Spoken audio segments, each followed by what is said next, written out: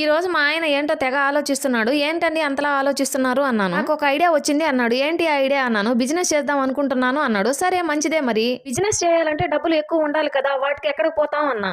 పిచ్చి మొహమా, మనం చేసే బిజినెస్ లో దమ్మిడి కూడా ఖర్చు చేయనవసరం లేదు. డబ్బు మీద డబ్బు, ఆదాయం మీద ఆదాయం వస్తుంది అన్నాడు. ఏంటి, ఒక్క రూపాయి కూడా లేకుండా బిజినెస్, మళ్ళీ ఆదాయం మీద ఆదాయం ఏంటి, పట్టపగలే కలకంటున్నారా ఏంటి అన్నాను. కల కాదే, ఈ రోజు నా ట్రిమ్మర్ పాడైపోయిందని ఆన్లైన్ లో ఆర్డర్ పెట్టుకుందామని చూస్తుంటే అప్పట్లో మా నాన్న నేను ఉద్యోగానికి వెళ్లకుండా ఇంటి దగ్గర ఉంటే పేడ పిసుక్కుంటావా అని ఎగతాళి చేసేవాడు.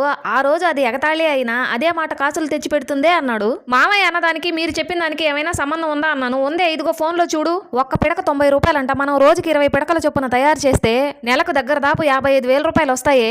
అందులో మన ఇంట్లో 4 బర్రెలు, ఊర్లో గేదెలను మేతకు విప్పినప్పుడు ఇదిగో ఇదే అసలైనది, ముఖ్యమైనది. వాటి వెనక వెళ్ళి నువ్వు పెద్ద బుట్ట తీసుకుని పేడ తీసుకురావడమే అంతే. పేడ తేవడం, పిడకలు గోడ కొట్టడం, ఎండబెట్టడం, ఆన్లైన్ లో పెట్టడం, ఇంకా డబ్బులే డబ్బులు. ఎలా ఉంది పిడకల బిజినెస్ అన్నాడు.